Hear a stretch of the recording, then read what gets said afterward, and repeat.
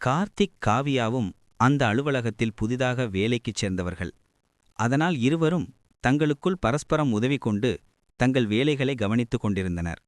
நாளடைவில் இருவரும் புதிய அலுவலக நண்பர்களை பிடித்தனர். அவர்களுடன் சந்தோஷமாக அலுவலக வேலையும் தனிப்பட்ட வாழ்க்கையும் நடந்து கொண்டிருந்தது. காவியாவும் கார்த்திக்கும் மற்றும் அலுவலக நண்பர்களும் அலுவலக விருந்திற்கு ஒன்றாக சென்றிருந்தனர். அப்பொழுது இவர்கள் இருவரையும் கவனித்த அவர்களது நண்பர்கள் ஒருவேளை இவர்கள் இருவரும் காதலர்களாக இருப்பார்களோ என்று எண்ணினர். ஏனெனில் இவர்கள் இருவரும் அவ்வளவு அந்யோன்யமாக பேசிக் கொண்டிருந்தனர். கார்த்திக் காவியாவின் நடவடிக்கைகளை பார்த்து அவர்களது அலுவலக நண்பர்கள், நீங்கள் இருவரும் காதலிக்கிறீர்களா என்று கேள்வி எழுப்பினர். அதற்கு அவர்கள் இருவரும் அவசரமாக, இல்லை, நாங்கள் காதலிக்கவில்லை, நண்பர்கள் மட்டுமே என்று கூறினர். நண்பர்கள் மத்தியில் எழுந்த சந்தேகத்தினால் இருவரும் தங்கள் நெருக்கத்தை குறைத்து கொண்டு அவரவர் வேலைகளில் ஈடுபட்டனர். இந்த நிலையில் ஒருநாள் கார்த்திக் தனது வேலையை ராஜினாமா செய்துவிட்டு வேறு கம்பெனிக்கு செல்ல முடிவெடுத்து சென்று விட்டான். கார்த்திக் வேலையை ராஜினாமா செய்த பிறகு காவியா அதே கம்பெனியில் தனது பணியை தொடர்ந்தாள். கார்த்திக் புதிய கம்பெனியில் தனது வேலையில் கவனம் செலுத்த தொடங்கினான். கார்த்திக்கும் காவியாவும் நிரந்தரமாக பிரிந்துவிட்டனர்.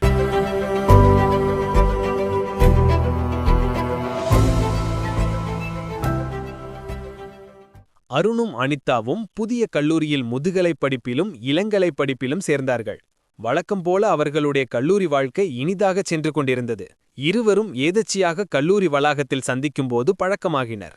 இருவரும் தங்களது கல்லூரி படிப்பை கவனமாகவும் அதே சமயம் மகிழ்ச்சியுடனும் கழித்தனர். இருவரும் தங்களுடைய முதுகலை மற்றும் இளங்கலை படிப்பை முடித்து தத்தம் ஊர்களுக்குச் சென்றனர். இருவரும் தங்களுடைய குடும்பத்துடன் இணைந்த பிறகு இருவரும் சந்தித்துக் கொள்ளவில்லை. கால சூழலில் இருவரும் தங்களது வேலைகளில் கவனம் செலுத்தத் தொடங்கினார். திடீர் என்று ஒருநாள் இருவரும் எதிர்பாராவிதமாக சந்திக்க நேரிட்டது. இருவரும் நீண்ட நேரம் உரையாடினர். இருவருக்குள்ளும் இருந்த அந்த பிரிவு அவர்களுக்கு ஏதோ ஒன்றை உணர்த்தியது. இருவருக்குள்ளும் காதல் மலர்ந்தது. இருவரும் ஆழமாக காதலிக்கத் தொடங்கினர். இருவரும் தங்களது பெற்றோர்களிடம் தங்களது காதலை தெரிவித்து தங்களுடைய திருமணத்திற்கு ஒப்புதல் அளிக்குமாறு வேண்டினர். ஆனால் வழக்கம்போல பெற்றோர்கள் இவர்களது காதலை ஒப்புக்கொள்ளவில்லை. இதனால் இருவரும் வீட்டை விட்டு வெளியேறி நண்பர்கள் உதவியுடன் திருமணம் செய்து கொள்வது என்று முடிவு செய்தனர். ஒருநாள் அவர்கள் இருவரும் தங்களுடைய வீட்டை விட்டு வெளியேறி திருமணம் செய்து கொள்வதற்காக வெளியூர் செல்வது என்று முடிவு செய்து ஒரு காரில் பயணம் செய்தனர்.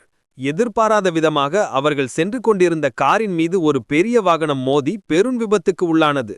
அந்த விபத்தில் இருவரும் படுகாயமடைந்தனர். இருவர்களுடைய முகமும் சிதைந்து போனது. அவர்கள் மருத்துவமனைக்கு எடுத்துச் செல்லப்பட்டனர். மருத்துவமனையில் அவர்களுக்கு வேறு வழியின்றி முகம் மாற்று அறுவை சிகிச்சை செய்யப்பட்டது. முகம் மாற்று அறுவை சிகிச்சை முடிந்து அவர்களுடைய முகத்தில் இருந்த கட்டுகள் பிரிக்கப்பட்டன. அவர்களுடைய புதிய முகங்கள் கார்த்திக் மற்றும் காவ்யாவாக மாறியிருந்தது.